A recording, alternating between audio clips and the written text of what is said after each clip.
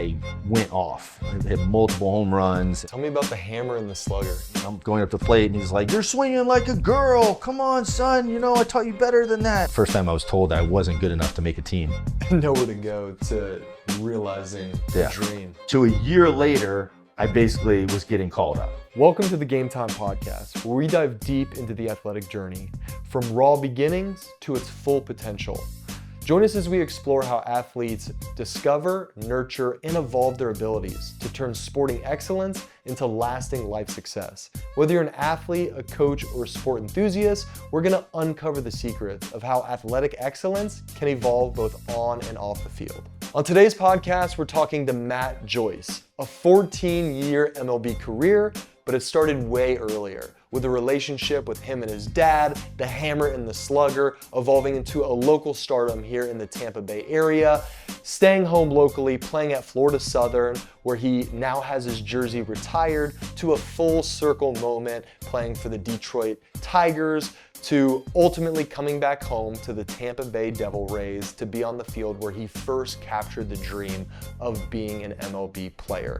This is a special one because you can see the light and the dark, the hard times and the great times, and the journey that athletes do have regardless of where you see them end up. And not just that, but we dive deep into how he's transitioned from post-playing career to how he's utilizing these learnings into business today. From owning F45, a bunch of different high-performance facilities, to real estate, development, and ultimately now giving back and serving the next generation of athletes with the learnings and secrets that he wished he had in those times. Well, I want to start at the beginning, man. I want to talk about, tell me about the hammer and the slugger. Hammer and slugger, yeah. Tampa boy. Right, born and raised over here. Played Little League at North Brandon Little League. My dad, I remember growing up and seeing, going to like his softball games, and like I didn't think anything of it as a kid. And so I would go play on like, the slides and the playground and stuff while he went and played softball. And I remember as I kind of grew up, like he was legit. He was really good.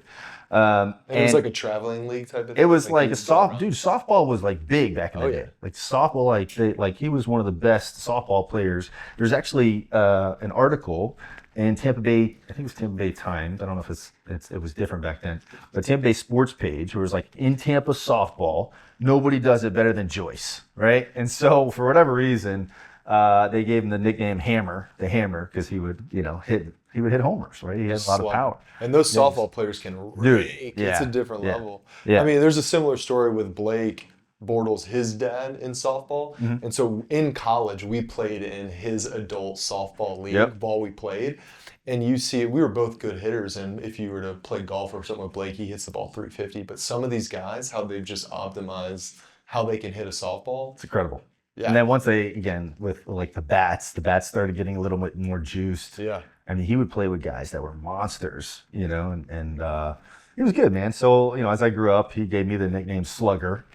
And evaluating his swing now that you're an adult, like what would you say made him so dynamic in softball? Or was it like launch angle stuff? Like no, we didn't, nobody talked about that, right? Yeah. Nobody talked about launch angle. Nobody knew what that was.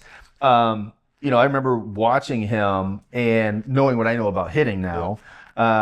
Most of hitting is your body's ability to move really efficiently. And so he knew just how to generate a lot of power and a lot of torque. And so he had the big leg kick. He got into a really good position. And I mean, man, he was a 6'3", 240. He was thick, dude. I mean, my dad had some mass to him.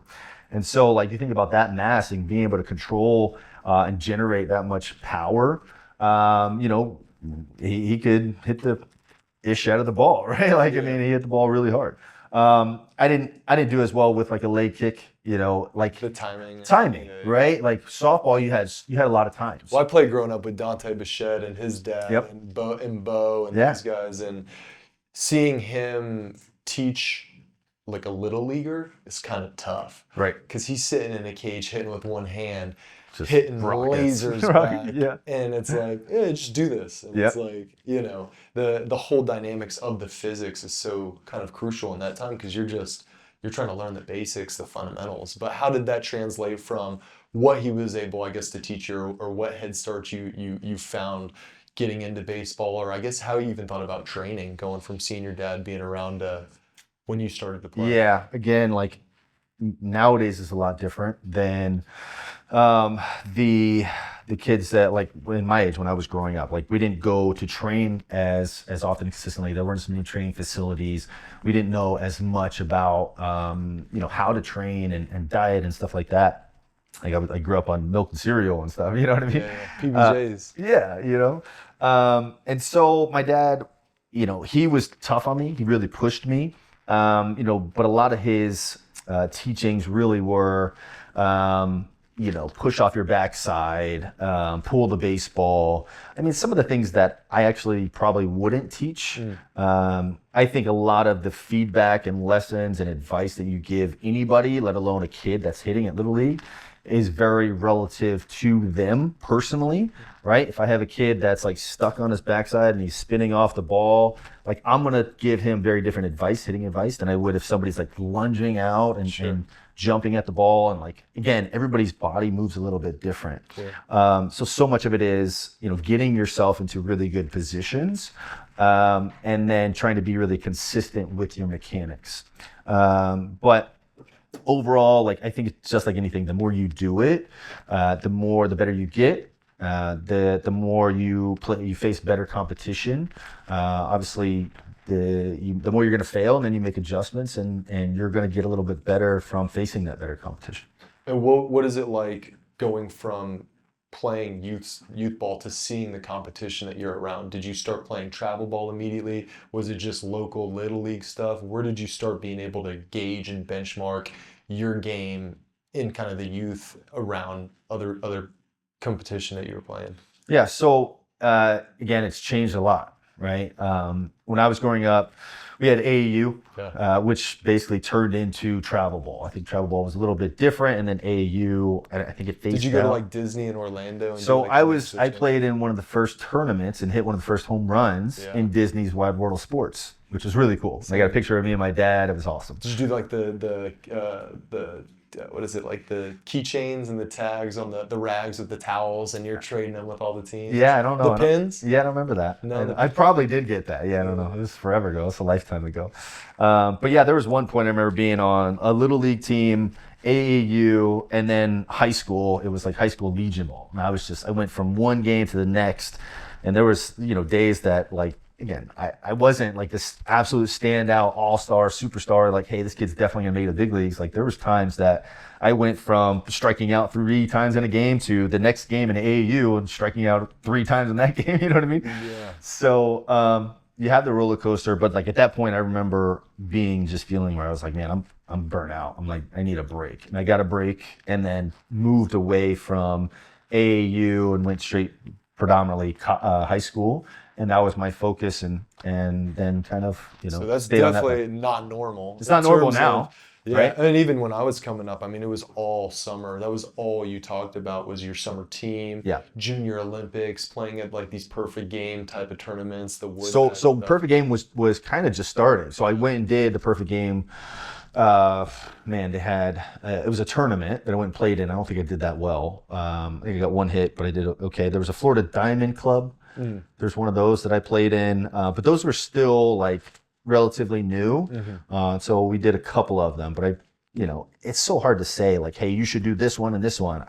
I'm just not in it enough now to recommend. So how were you thinking about practicing, training, hitting, doing any of the fundamental stuff with baseball, I guess, through the club scene? And then when you decided to take a break, I mean, what is the timeline there? And what were you doing from like a week-to-week basis? So again, when I was younger, I remember being right around that 12 years of age. And I always played kind of growing up, played Little League, was pretty good. My dad practiced with me a lot, right? Like I think that helped a lot. My dad was around the game. He would throw to me. Obviously we would hit. He would push me like, hey, you got to work at it if you really want it.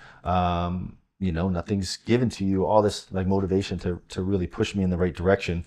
And then it was right around 12 when the Rays expanded here in Tampa, Tampa Bay Devil Rays at the time.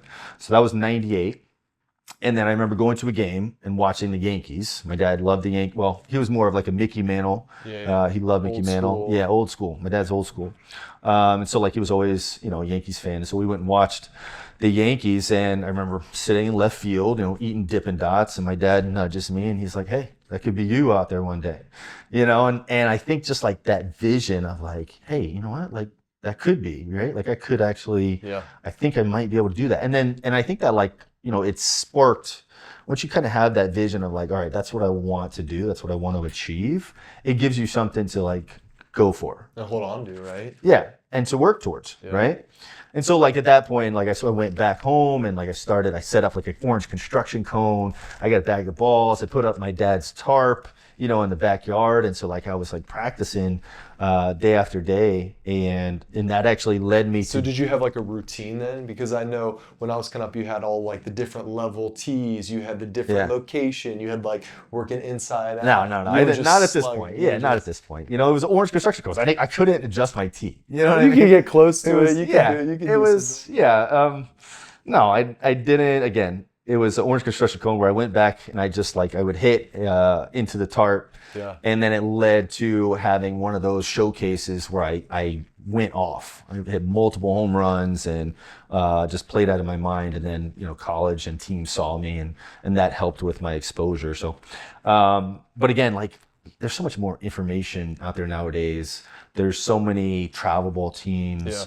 There's so many tournaments that I think we actually went almost on the opposite side of like some of these kids, you have to really, you have to regulate, you have to control and manage their workload, because like they can get burned out. Like sometimes they can play too much of like, it's putting a lot of wear and tear on their body.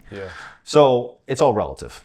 Well, and the thing that stands out already is the mental side. You've kind of said you almost like burnt out, you took a step away, but then seeing this vision of going to a professional game and having that dream. Talk to me a little bit about the mental side. How long did that carry you? How do you think about the mental side? Because baseball, at least in my experience, it's such a mentally grueling experience, especially, hitting, throwing, fielding. All of these type of factors can play. How did that confidence propel you? And then how did you sort of think about that into the high school experience? Yeah, mental side is huge. Hitting specifically, I mean, obviously you're going to make mistakes on defense, but hitting, I mean, it's the whole game is built around failure, right? And like hitting, I mean, the best hitters in the world fail 7 out of 10 times, right? And so growing up, I think as a kid, you don't necessarily know how to deal with failure because you're kind of expecting to win and get a hit. And those weekends where you do hit 700, 800, you're out of your mind. You're out of your mind and you're living on the clouds, right? But I think they're really good lessons, right? When you struggle, you're going to grow the most, right? And being able to deal with the failures, being able to grind through like really challenging times, I think help you be successful throughout life. Again, my dad growing up was really hard on me, like to a point to where it was a little bit of a fault, in the sense of like in high school, there were times where I'm hitting and I'm going up the plate and he's like, you're swinging like a girl. Come on, son. I taught you better than that. And like, obviously there's a little embarrassment, I'm 14, 15 years old. And people are obviously watching and you're like, geez, come on, whiffer. There was just a lot of things where it was like, man, on his aspect, trying to understand like where he was coming from was really like, he was trying to motivate me, trying to make me get mad because I was a little bit more of a quiet, shy kid. So he was trying to like, light a fire under my butt, as he would like to say. And so I think it helped a little bit in some aspects, but there was also times where I was like, man, it's not enjoyable for me. You're making it like, there were a couple points where like I wanted to quit because I was like, it's hard enough. It's hard enough to fail and deal with like an 0 for game when you expect to get 2-3 hits, right? And you're hitting in the middle of the lineup, let alone your dad telling you you're swinging like a girl, right? Like it's challenging. I think it toughened me up, it strengthened me, but there was also times where like, man, it sucked, right? It sucked. And then as I got along, college, he really backed off. When I got drafted and signed, there's different aspects that you deal with of going to play professionally. Like you're playing on your own. You surpass the teachers, sort of say as well. Yeah, right. Like, yeah, kind of. Where you're at. So Yeah. how does he think about the role? So getting into high school, when are you starting to build the confidence of even playing collegiately, understanding what a scholarship looks like to go to college, understanding what you even want out of a college? When are you starting to think about these things? Again, I think the world that we live in nowadays is so different. Like there's so much more information that parents and probably even some kids nowadays, are thinking about that earlier than we were. Yeah. Honestly, like I don't think I thought about college until I was a junior, and I started to like play well, and then I started to get some recognition, and people, whether it be scouts or whoever, parents, other coaches, I would just hear different things. Like, oh wow, this kid has a chance, or something along those lines, or like, man, he could play at a D1, something like that. And so at that point, I started to think about it. And honestly, like going into my senior year, I think it actually hurt me because I tried to do too much, and I think that's something on. And was that performing for, were you committed at that point, or was that even just for the idea of going straight to the pros? Is that? Yeah, I started to get, they give you questionnaires where it was like, man, it was like 20 pages of just like how you think about different things, questions, boom, boom, boom. They're trying to like analyze you and see like, hey, can this kid take it? Can he like go through the grind of a baseball season? Because like if you go from 20 something games in high school to 50, 60 games in college to 100 games in the minor leagues, 140, and then big leagues, 162 games. Like it is a grind, right? Like it really is. It becomes your job. It becomes a daily, day in, day out grind of just like, a lot of times you just feel like you're getting punched in the face every day, right? Like you're failing every day. You're facing the best pitchers and players in the world. You're performing in front of thousands and thousands of people. And there's this incredible amount of pressure and stress comes with that. And so, going back to high school, college, I started thinking about as a junior, as my high school, as a senior in high school. Yeah.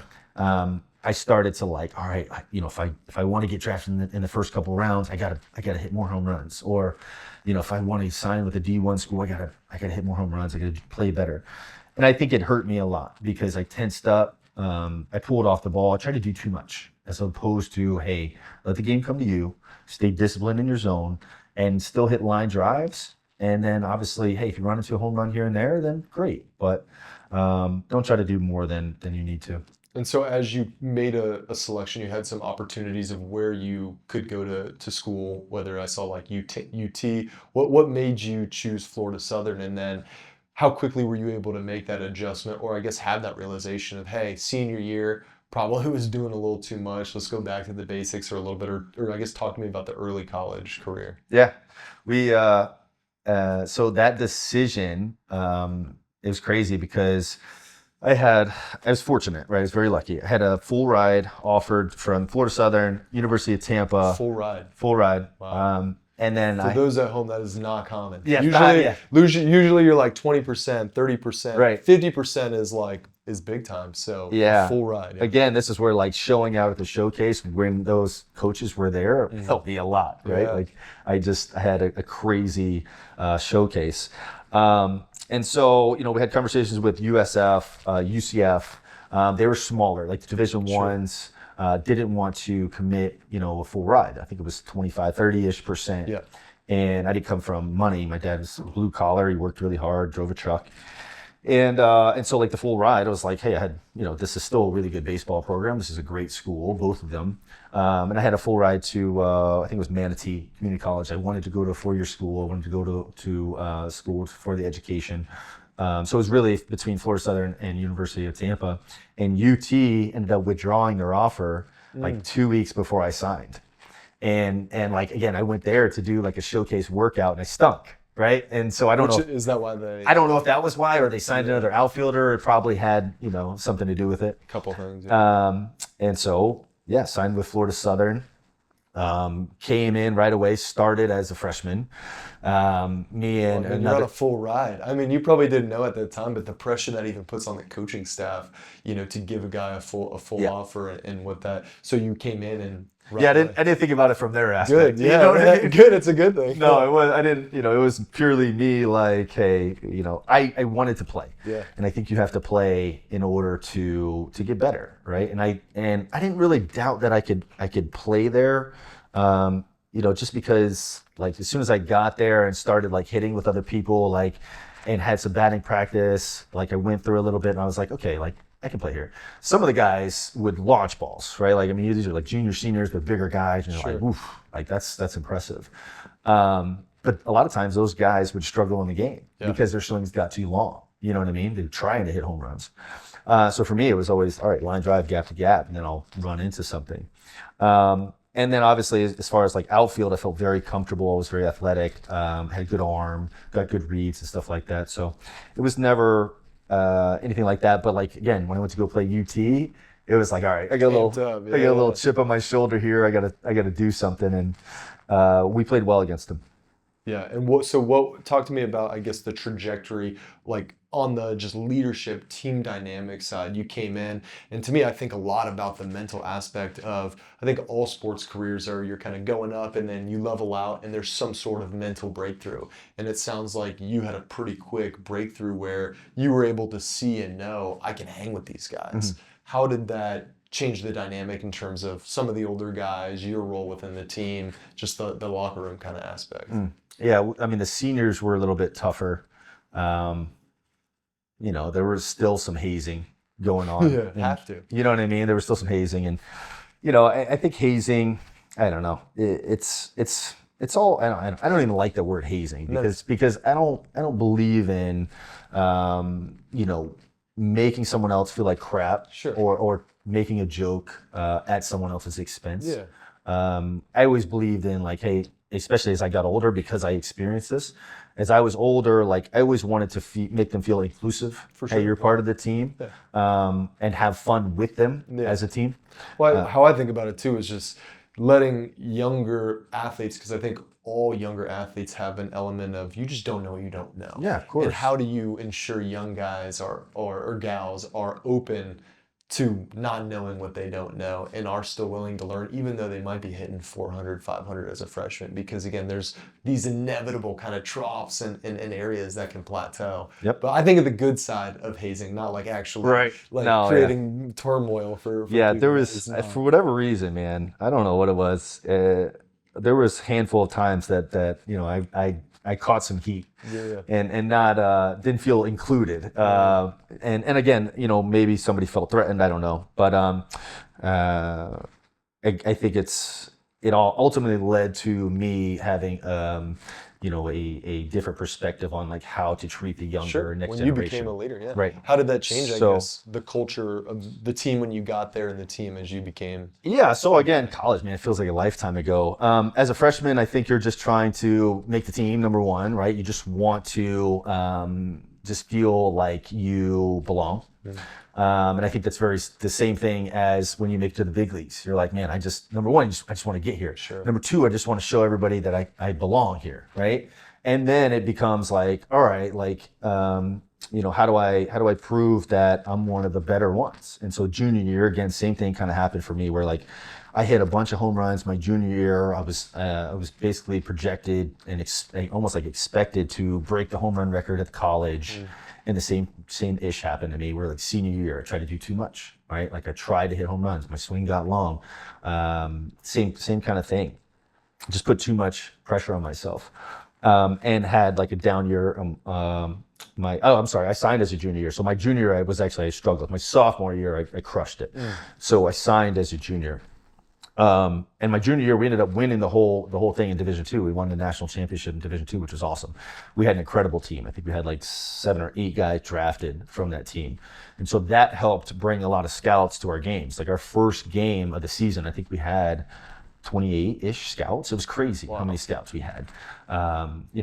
Me and our shortstop. Our shortstop went. I think he went in the 7th round. We had another guy go in the 10th round, and then I went in the 12th round. And so like on Division II, like we were a really good team. We felt like we could have played with any Division I team and, competed, if not beat them. Those are the best when you have the team camaraderie. What was it like, the locker room for that year? I feel like that's a difference of just performance and then learning and understanding what it takes to win and almost having this consensus in a locker room of, the guys and have such a good relationship that the bar gets, raised so high that there's really kind of no going back. What was that like? I think that's one of the best aspects of playing that you kind of take for granted because you're always on a team growing up. Every year you're on a team. But like the sense of camaraderie that you get from being on a team and like going to compete alongside somebody that you enjoy their company, you want them to succeed, and then obviously you're working together and communicating to succeed, to like, how do we figure out. And you're in college, so you're spending a lot of time with and that was like the guy, my roommate was our shortstop, right, and so we lived together and grew up together, and he became my best man at my wedding, and you know what I mean, and so he's still one of my best friends to this day. And so again, you go through that process of like the roller coaster ride and the ups and downs, figuring it out, competing on a consistent basis, and and then we got drafted, and you go on a separate path. Yeah, very separate. And from all my experiences talking, the transition from college to the pros of just seeing the loss of kind of that camaraderie. And I'd love to hear, so you're drafted in the 12th round, Detroit Tigers. What is that like from you, from the time you get drafted to actually, starting to show up and entering kind of the professional world? What did you know? What did you expect? And what kind of rocked your world? Yeah, I think that's the first taste of the real world. You know what I mean? Like I tell everybody, the minor leagues is the ultimate grind, right? If you can survive the minor leagues, you can get through pretty much anything. It's the one time where, you kind of, for me at least, it was the first time I left home, right? Because I played in Lakeland. I was from Seffner area. My dad always still came to the games. And so like I left, I was away from home, and it becomes your job. Right? You are a professional now. You are getting paid, not a lot, but you're getting paid to play a game. And so at that aspect, you deal with different challenges like being homesick, feeling homesick. You're away from home a long time. You're playing on a daily basis. And so like, again, going through that grind of failing a lot. It's the first time that you're playing with a wooden bat, right? And so go from aluminum metal bat to a wood bat. It's a little bit different. You have to like kind of get a better feel for playing with a wooden bat. And, fortunately, like the first season for me was rookie ball season. And so it wasn't like 100-something games. So like that aspect of it was good. A lot of little transition. Right. It was still a little transition. But the next year, man, it just felt like forever. It felt like forever, 100-something games. And you were like, oof, this never ends. So, and then that becomes your reality. Like, all right, this is what you're doing. And I think a lot of guys, it's a job. It's not as like fun and enjoyable. Like you're competing against some of the best players, in the world on a daily basis. And you have to continue this trajectory, right? Every year, every game, you have to be showing an incremental progress that I think can get lost. Yep. And there's times that you go, you take multiple steps back. Yeah. Right. Like I remember a jump from low A to double A. I jumped high A. And I don't know if it was because high A was here in Lakeland and they were a little bit worried about me playing here or whatnot, or hey, they felt like I could handle the jump. But I struggled a lot in the first 2 months. I was hitting like 190. What do you think that was? I think it was, again, multiple things of like, pulling off the baseball, trying to do too much. So you almost had a consistent, whether it's your senior year of high school or your junior year in college, you had some awareness of where you could kind of get off the path of when you were really in the groove. Yeah, to a certain extent. Yeah. So but it's like a little different. But the double A, I can tell you the double A period, there was a double A period that honestly I go back to a lot. And there was a period where it was right there. It was like I was hitting 190. I was struggling. The manager called me in the office, Matt Wallback, and he was like, "Hey, I don't know what's going on. You're struggling, but and this is not. Don't recommend saying this to any player. But he was basically like, hey, if you can't get it going, like we're gonna have to like send you backwards, like send you down. Like for my mindset, I was already frustrated and stressed, and so like I'm laying there in bed. So was this year 2? This was year 3. So I did the short season. Yeah. I think it was 60-ish games, Yeah. right? And then the next season you do like 120-ish games, right? In low A, I think it was right around there, 140 maybe. And then double A, right? So I jumped high A. I played really well in spring training, and then I stunk for whatever reason. Just mechanics kind of went to crap. They started throwing a lot of off speed. That's probably exactly what it is. That's right. Like you start seeing really good off speed for the first time. You're like, oh, geez, this is different. And then they get a beat on you, and then it's like a death spiral of. Exactly. And so I still remember to this day, like sitting in bed, laying in bed, like staring at the ceiling, like tears in my eyes. And I'm just like, man, I don't know. I don't know if I'm going to make it. I don't know, like this might be it. This might be the end of the road. And I was just like, I was so frustrated. I was so stressed. And I was just like, I need answers. I need help. I need something.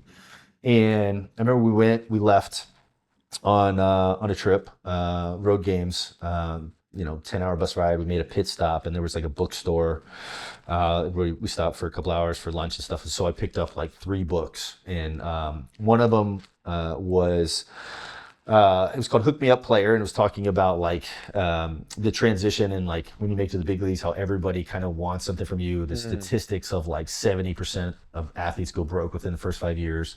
Another one was The Secret.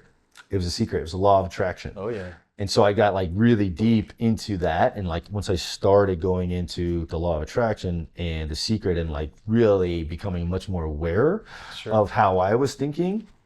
Was the first time that I started like really force the positive. Like I didn't even let any of the negative thoughts in. I was just like, you're a great hitter. You're a great hitter. You could do this. Like just a lot of positive self-talk. And then I started to have a little bit of success, which led to belief. Sure. And then from there, like the next year I was in AAA. I was doing really well in the first month. And then from there I got caught up. So literally from the time that I was going to hit 190 in AA. You were laying in bed. Struggling. To a year later, I basically was getting called up to the big leagues. It was gnarly. It was crazy. How your life can change in a year. In a year.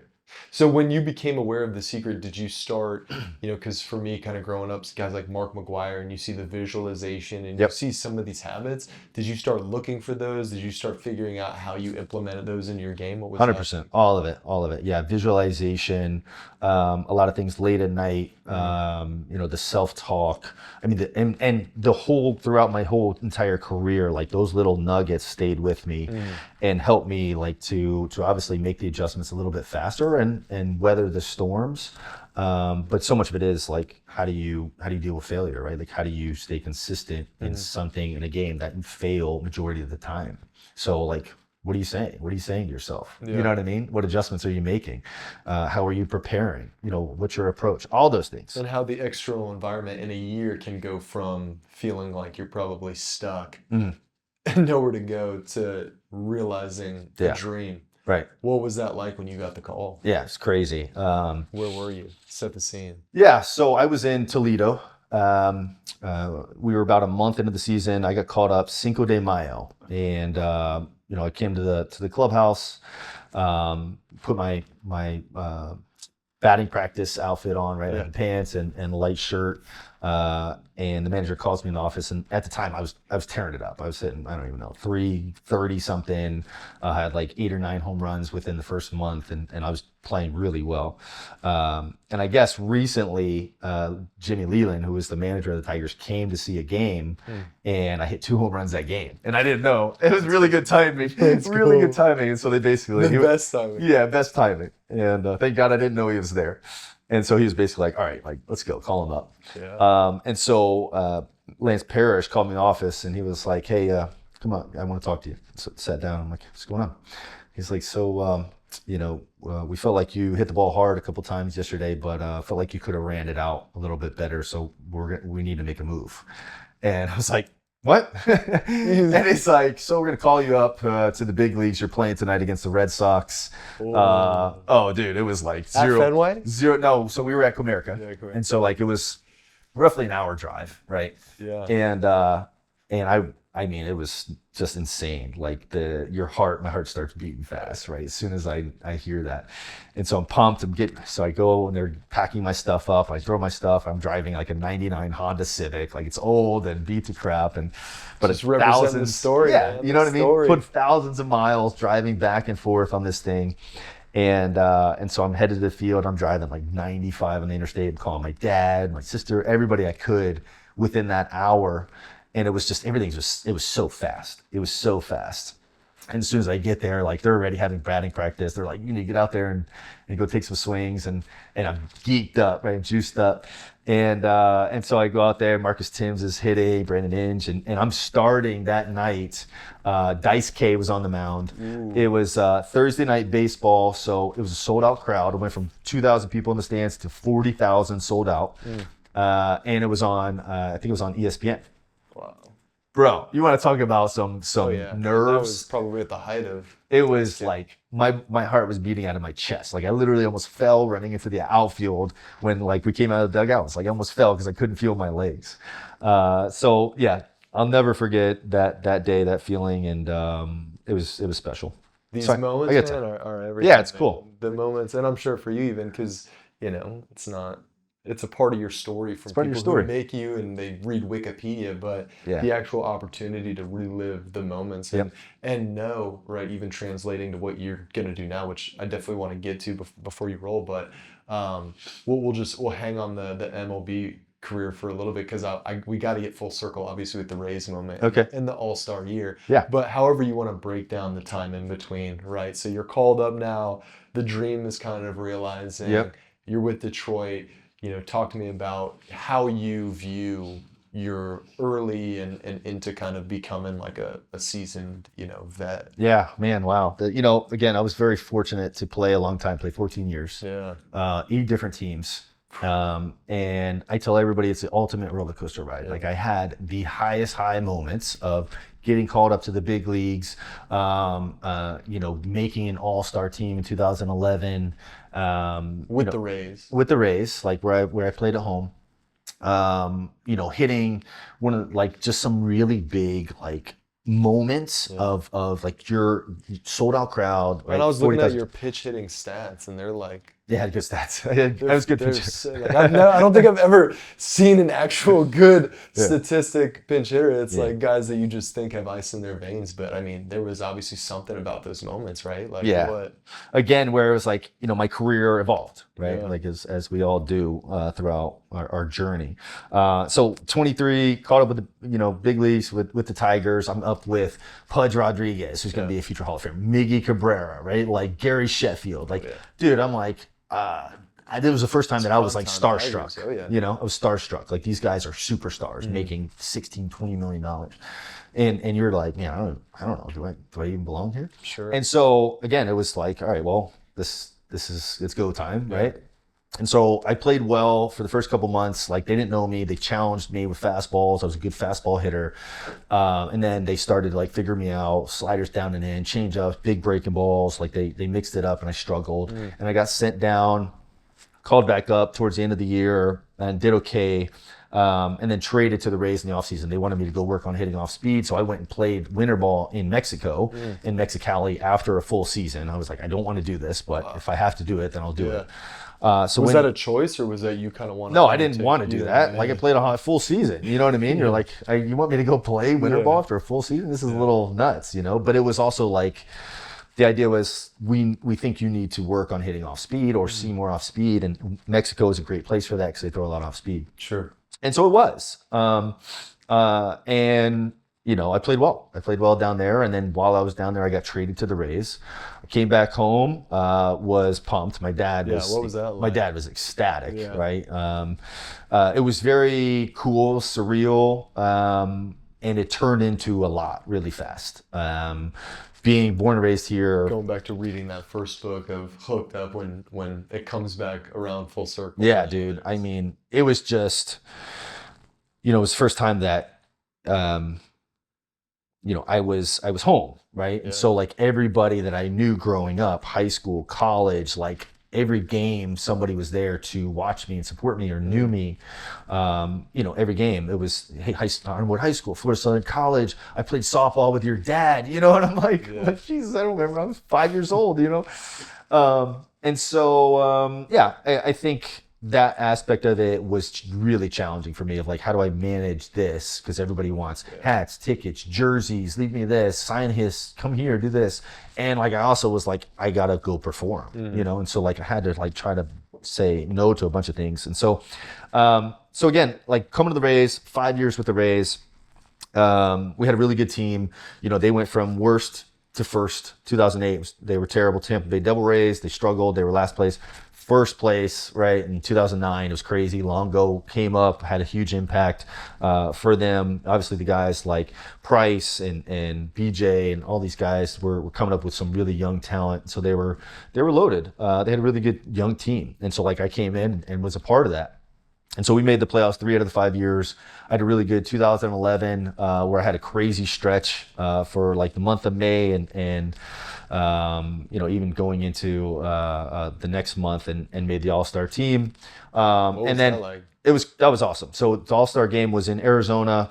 Again, another very surreal moment where you're in the same clubhouse as like the best players in baseball. Right, like all of them. I mean, all of them in the clubhouse. Like, just dude, it was nuts, right? Like Robbie Cano, Justin Verlander, like all these guys, and you're like, whoa. Do I, again, that there's like Kate Upton. There's Kate Upton. I don't know if she was there yet, but you would have known. Yeah, exactly. But yeah, so another time where you're like, shit, do I even really belong here? And so played the game. I ended up getting a hit. Should have got an RBI, but the third base coach held Jay Bruce. I'm like, Jay Bruce, you got to run a little bit faster, bro. Like, you got to help me out here, dude. And so, from that moment, again, the roller coaster, ups and downs, made the playoffs 3 out of the 5 years, had a big home run in the playoffs. And then from there, I got traded to the Angels, which was my free agent year. I had the worst year of my career. It was just ruthless. It was brutal. Again, just a time where like, I tried really hard. I worked my ass off in the off season to put on a lot of mass and was really strong going into the season. I tried a bigger leg kick. I got a bigger bat. My swing got long. Again, trying to do too much as opposed to like just stay within yourself. Sure. You know what I mean? And then from there, went to that was hard. That was a hard year. That one I actually struggled a lot. And playing with some of the best players, next to the best players of Mike Trout, Albert Pujols, guys are hitting 40 home runs, just doing crazy stuff. And like, I couldn't get it going. Now, how did you interface these guys when you play with them, whether it's with the Tigers or the Angels? Did that change throughout your career? How much are you digging into their process, what they're doing? Yeah, I mean, I think you're trying to see what works for them. I mean, you're asking them questions here and there, but like those guys, they're almost freaks. Anomalies, yeah. They're anomalies. They really are, right? And like you talk to somebody like Mike Trout, and I'm like, dude, what do you do? Like, how do you think about hitting with mechanics? You're trying to like learn something. He's like, I just try to hit the ball to right center. That's all he does. He just tries to hit the ball and hit because of the way his body and brain work. That's what works for him. And so, you figure out what works for you.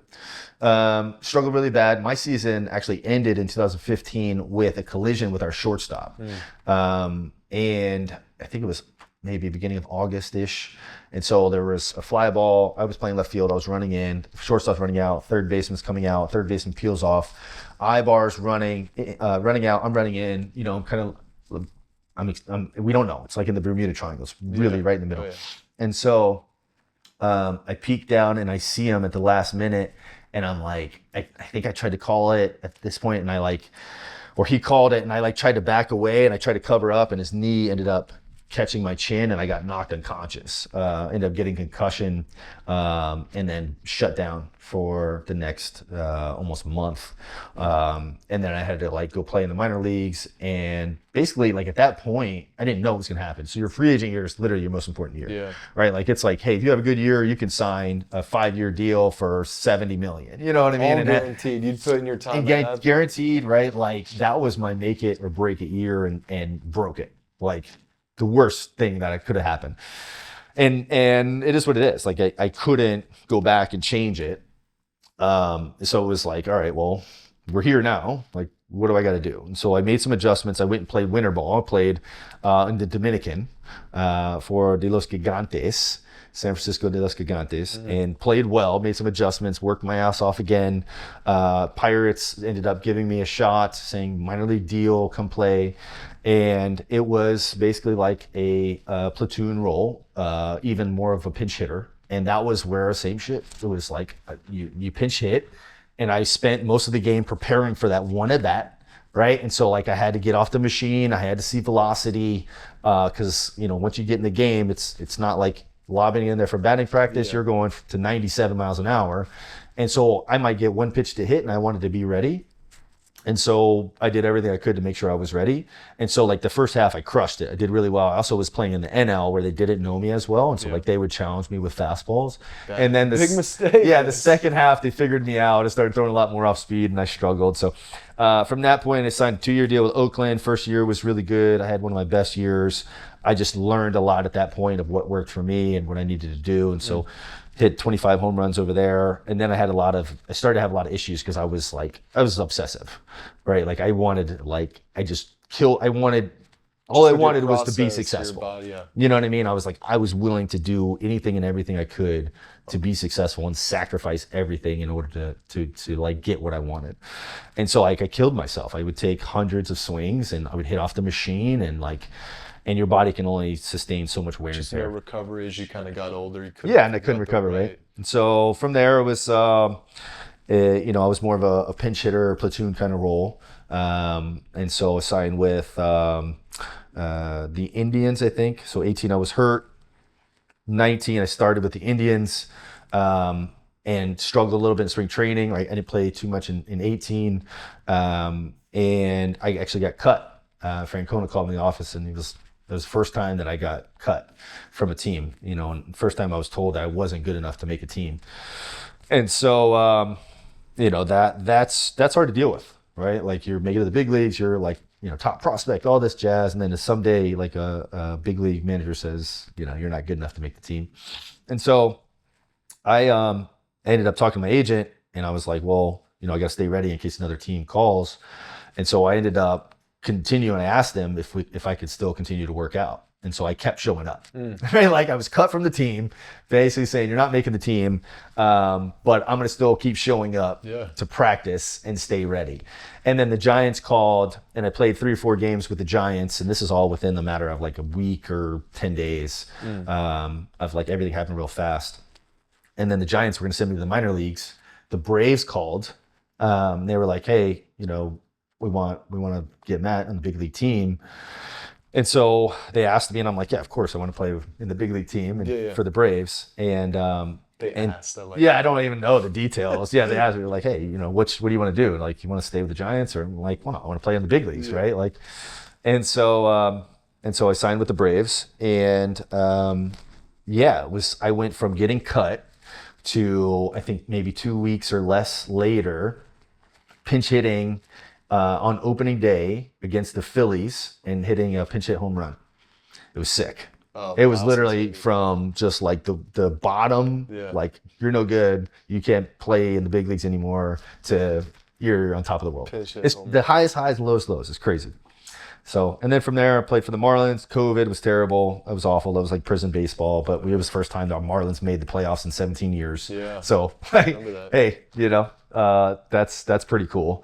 And then I finished with the Phillies, which was a tough year for me because my body just didn't want to do it anymore. It was 37. So did you know kind of towards the end, like, was it that Phillies moment, body starts breaking down, you're having these heroic lows of lows, pinch hitting. Did you kind of feel, what was the transition like towards the end? Yeah, transition sucks, right? Like transition's so hard because you do this one thing your whole entire life, and now it gets taken away from you, right? And so your sense of identity, who you are, what you do, your income goes to zero. How do you make money? Everything changes, right? And so you still have your lifestyle. You're still spending a bunch of money. and you're trying to figure it out. For us, we were building out some fitness studios at 45, so we have 5 of those around Tampa Bay. Those have been a good learning experience. I don't know if I would do them again because I think it's a challenging model to scale. I always enjoyed, while I was playing, learning about business and finance. We started investing in real estate when I was first called up. It was good timing. The market crashed, and then 2008. So you were playing around as an athlete, kind of diversifying your knowledge base. Were you using your network while you played too to help set up for the post playing? Yeah, and so going back to the minor league bus rides of when I read, Hook Me Up Player, just talked about the stats of the athletes going broke after their first career, and I was like, well, I definitely don't want to be another statistics of an athlete going broke. And so that led me to Rich Dad Poor Dad, when I read Rich Dad Poor Dad. Kiyosaki. And so that was my first book. Med device, riding and listening to that. Yeah, dude. I mean, and it's so great. Like it tells you a story and paints it all out for you of just, hey, what's the difference between an asset and a liability, right? And so for me, real estate was kind of like, hey, I want to make sure that I have passive income coming in from real estate. And timing was impeccable, right? It was perfect. 2008 had to crash. I got caught up 2008. 2009, I started to all right, I want to invest, leverage my network, say, hey, who's in this space? Like, can you give me a contact who I can talk to? And so led me to meet one of my best friends. He became one of my best friends, and he's done incredibly well. Started a single family home. We started renovating those, renting them out, refinanced, built up a portfolio, started to sell this off, got into multifamily. Did the same thing for a few projects. He wanted to get away from property management and more into development. And so he built out his own fund in the process of going through developing townhomes and multifamily properties. And so now I'm really just, I became on the investor side because he was so great that I could count on him and trust him and rely on him. And my job was to play baseball, right? Yeah. To be the best baseball player that I could. And so it allowed me to kind of focus on something else towards the end of my career. And so we started to build out the gyms. And again, we've done well. Just like baseball, business is a roller coaster as well. Yeah. And it's very challenging.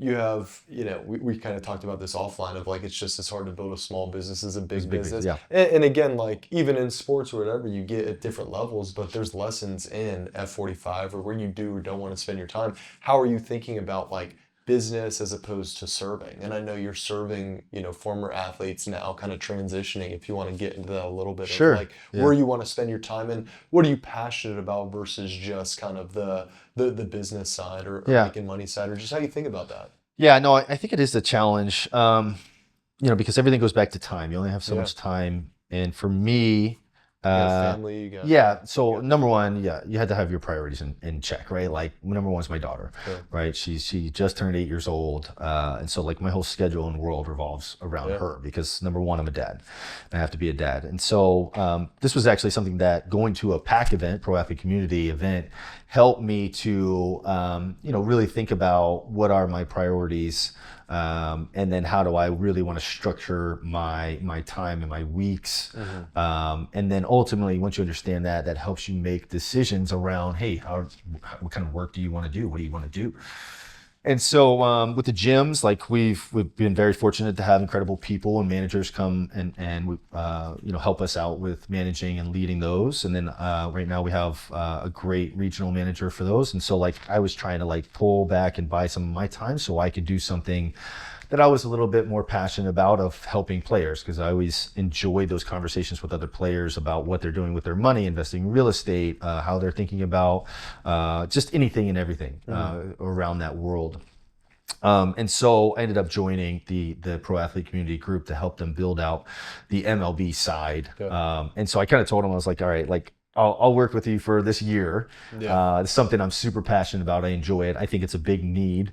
It's something that I felt like I didn't get, and I was frustrated when I was transitioning out. I felt very alone to go from doing something at the highest level in front of 40,000 people, making really good money, people idolizing you, to now you're in the real world and you're fixing a toilet in a gym and nobody cares. Yeah. You know what I mean? And so that extreme difference was challenging on multiple levels.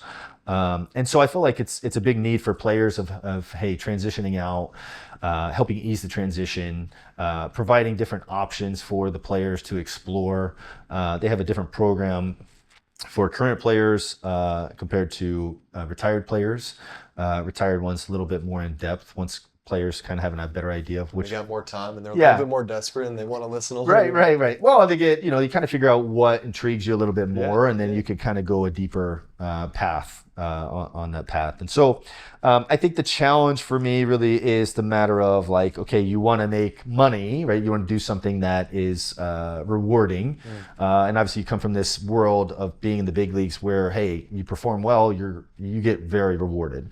To the real world where it's very different. World is very different. And how do you find something that you're passionate about and kind of meet in the middle, right? And so PAC is for me it's something that I'm passionate about, something I think the world needs, the MLB players need, and so right now it's kind of like, hey, we're figuring it out. We actually have our first player for the MLB that we're going through the process of. It's the business model is basically around tuition reimbursement. And so we're going through the first player. We're about to have the event here in Scottsdale on February 23rd to the 27th. And so we're pumped for that. What is one piece of general advice that you would give or that you've seen, or whether it's current guys, past guys, that you would, as a preparation to start thinking about, I guess, and what you encounter as you talk to athletes? Is there any one singular piece? I'm sure everybody's different, but just broad-based kind of strokes, like what should athletes be thinking about? Yeah. Again, this is where like advice is so relative to every individual. Overall general advice is you have to know what you're spending, right? Know your expenses on a monthly basis. What do you spend? Because at some point when you stop playing, your income goes to zero. And then try to live off of 5% or less of your money, right? If that's possible, right? Like obviously some guys get stuck in the minor leagues, like you don't have that ability. If you don't have, enough amount of money saved up, like you got to go into the workforce, right? You got to get a job to get the income. And then at a certain point, it really becomes about, I think true wealth is created in ownership, right? And so you want to own the best assets. And typically those are, either a cash flowing asset that's going to produce cash flow that, hey, I can buy back my time to do something that I want to do or that I'm interested in, or to do something that's to leverage, to apply more leverage and get more reward, or a very high growth company, right? That's maybe in the tech world, media world of like, hey, they're going to set up a bunch of money, right? There's a lot more leverage. It's able to grow a lot faster. There's just a bigger upside and more opportunity there. And so I don't know if that's for everybody, right? It's tactical. At least it's tactical. It's actionable. Yeah. Now it's outside of general identity stuff and figuring out and exposing yourself to new information. But yeah, and I think that's important too, right? Like, I mean, when you're playing, like, I think a lot of players that I talk to, and even including myself, like, don't know what they want to do after baseball because the only thing you ever wanted to do was be a Major League Baseball player. Yeah. You know what I mean? So I think that, again, even for me, I still deal with it where I'm like, man, what's next? What are you chasing? What's the North Star? Yeah. Well, and I think that's we'll be excited to see the North Star. It's 5:20. We'll get you out of here, but cool. Appreciate you, brother. Of course, man. What a legend, man. Thanks for having me. Thanks for watching. If you enjoyed this content, please like and subscribe for more. If you're an athlete, immediately go download the mobile app. Go find your next opportunity and maximize your potential in sports. And for coaches, go to gmtm.com and utilize Front Office 3 to find your next superstar. There are a million athletes waiting for you. Go check them out now.